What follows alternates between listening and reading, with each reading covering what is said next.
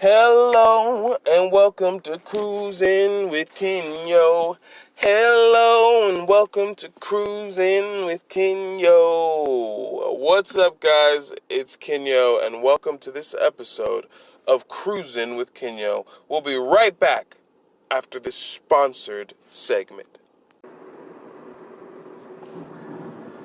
Alright, what's up, you guys? This is another episode, a new episode of Cruisin with Kinyo, the podcast where you drive around with me. And today we're talking about Samsung has made they've made new leaps with the solid state batteries, and I love battery research because it's fascinating to me. And what this signals to me is very honestly, what most people already know, which is internal combustion cars, cars with engines, they're not going to be around for much longer because it just doesn't make sense on an efficiency level. Once we can really get some cool batteries going on, and they can really be dispensing power, at a good rate.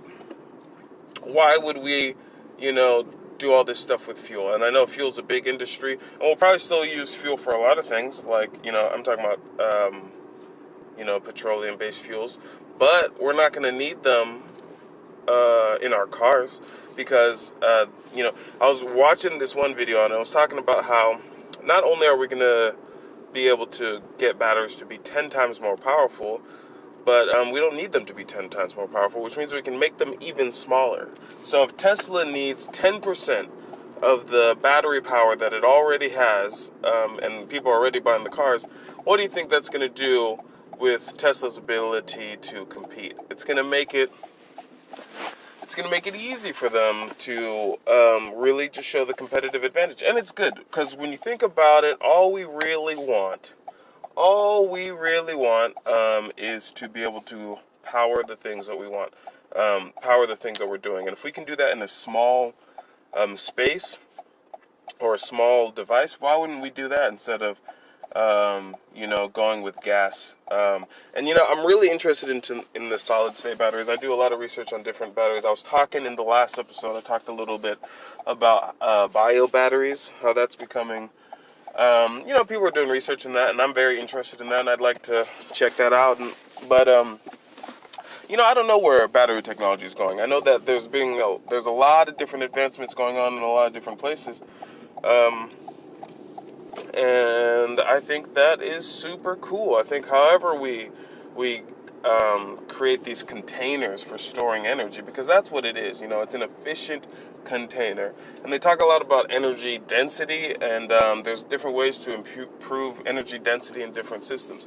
What is energy density? I suggest you go Google it, because I could talk about it, but you'd probably get more just from Googling it. But it's basically saying, how much energy is stored in, the mass of different substances, and, how, and then there's the efficiency. It's like, okay, but how good are we at using that energy? How good are we at turning that energy into, because that matters too. And, right now gasoline engines make gasoline pretty efficient, but, it's, I think, at like 40% efficiency. And, that doesn't really mean anything by itself, but in the context of its energy density, which is obviously really good comparative to other stuff that we use, which is why we use it, it makes gasoline so efficient. But batteries and gasoline aren't competing. I think that's one thing. They're not competing. It's just about the fact that if you can invent and this is how I think about it, it's like if you invent a better water bottle, right, then people can be more free in the way that they do things. Batteries are energy bottles, and so is gasoline in a certain kind of way.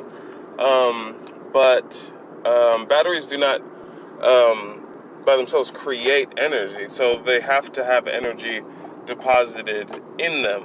And relative to gasoline, and gasoline is a deposit of energy that we use to do other things.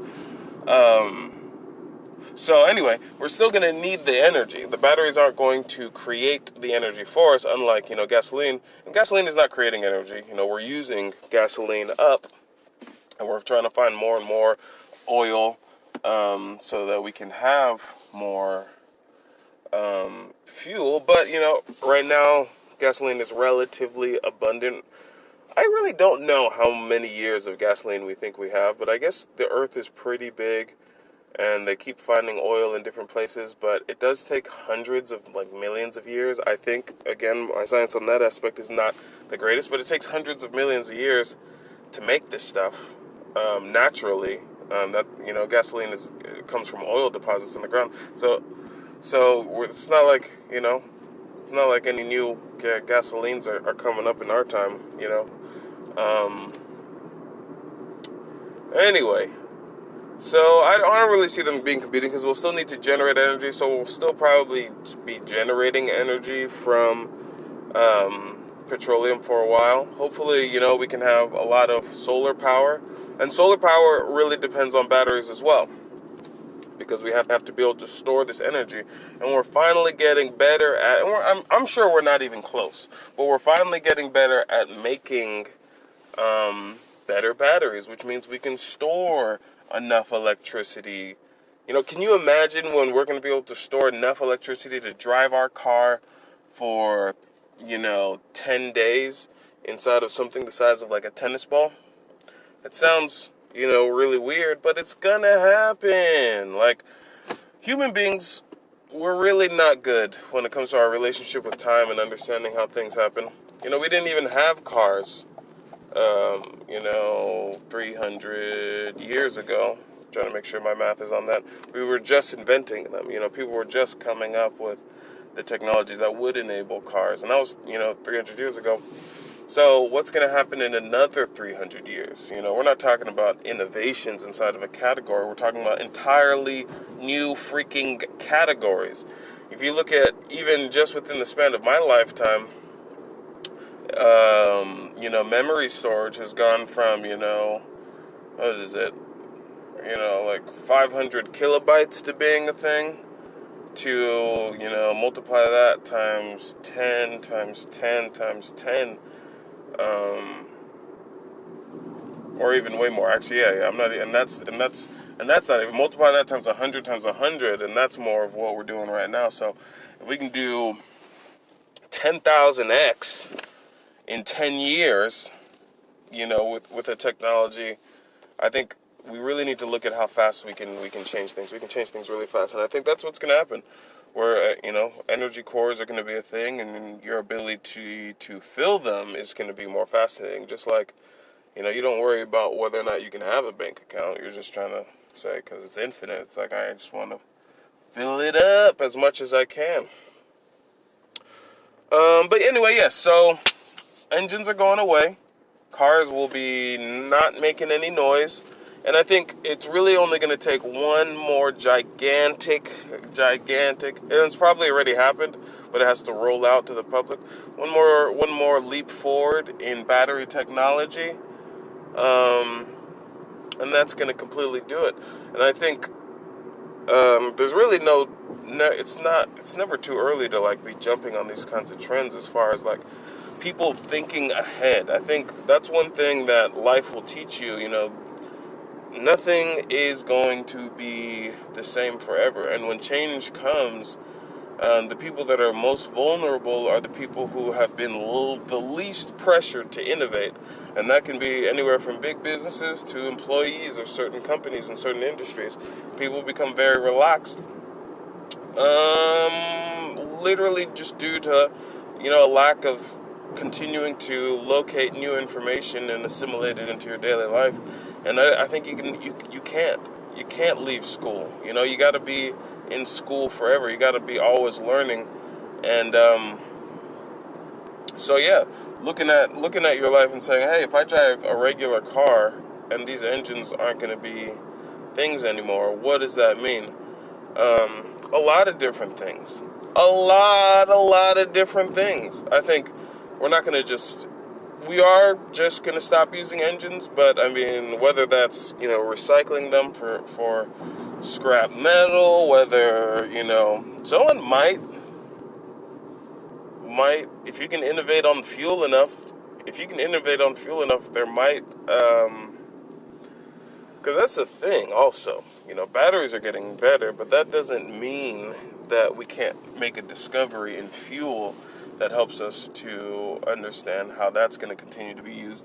And then I think, there's a lot of things. It's just putting the information out there so that you can take the time to think about it. What is going to go on?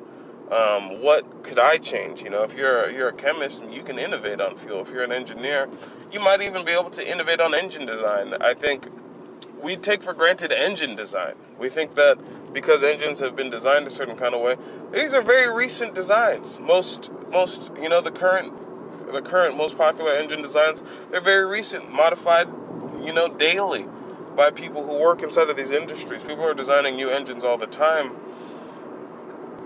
So who knows? Someone might come up with a new engine design where you only need 1 cup of gasoline, and it creates such a crazy explosion that it charges up your battery for 3 days. And so people still go get gasoline, but they get it in like a people get gasoline in like a Sprite can. They get like six packs from their grocery store, and they only need to put 1 can in their car, and then that creates a low-level fusion reaction that turns into enough power for 7 days. Because anyway, that's how the innovation would have to go if it was gonna go into, because we're still talking about just making an explosion from a thing. And there's a lot I don't really understand with fusion stuff, because I'm like, if you can make a fusion reaction from anything, then I guess there wouldn't really be or from any molecule, which I'm sure is not true. I'm sure there's a certain type of thing, but I don't know if that has anything to do with petroleum. I guess it would be more of like a fusion is hydrogen, right? I don't know the molecules inside of gasoline. So anyway, I don't think we'll need gasoline to do fusion. But maybe we use, maybe we start using gasoline. I'm doing this because I want people, I like iterating on stuff and being like, especially in science, that's the cool thing about science. The amount of innovations are limitless. We could make some sort of hydraulic system that uses petroleum in order to increase pressure in some new fluid that retains heat, so that once it's expanded, the pressure in the system is able to sustain for 2 days until the heat is extracted. If we get some sort of super water, because I know water retains heat anyway. So there's a bunch of different stuff that could come up, and it's just like, why not? Why not take a look at the sciences and see what you can add to them? So I'm interested in seeing what's going to happen. Not to mention, if we get these new generations solid state batteries, which what that means. Let me try to break that down a little bit so that I'm at least adding some in, because we have like solid state drives. Like, if you know how hard drives work in computers, they spin, but then they make, and again, if I say anything incorrect, just go ahead and shoot me an email. But they have new hard drives that they don't need to spin, and they can just transfer the information without as many moving parts. And from what I understand about these new batteries is that, there's a lot that I don't understand, but basically the way that they structure them makes it safer and makes it so that they can get more of these little ions to move back and forth. What I know about batteries is essentially not a lot. But what I do know about them is that you're basically, the way electricity works anyway, is that you're moving electrons, right? So you send the electrons through this system, and then they end up on the other side of the system. So it's like there's kind of like 2 tanks, and when something moves, they get pulled because of the charge in the system. So when they get pulled through the system, when these atoms run through the system, I think about it as like a bunch of balls flying down a tube, and then there's like a little fan that's getting hit. It's like, let's say you have your fan, you're running through this thing or whatever, and then you pick up. The balls are going through this tube, and they run and they slap this fan, and then the fan starts spinning. That's essentially what's happening. Like, these electrons are running through your appliances, and they're slapping them on. They're doing the work. They're radiating the electrons in the microwave. They're jumping out of the coils on your heater and your stove, and then they're. Anyway, that was probably not a helpful analysis for most people. But that's what I wanted to talk about in this Cruising with Kinyo. New batteries from Samsung are gonna knock out our need for internal combustions engines pretty soon, and it's gonna be fun. It's gonna be fun. Anyway, you guys hit me up if you are thinking about anything else interesting. Catch me on the next Cruising with Kinyo. Hit me up at Kinyo HQ on everything. Send me an email, science ideas, science clarifications. Send that to me at kinyo@project4.tv. And then continue to just have an excellently blessed day. I'll talk to you later.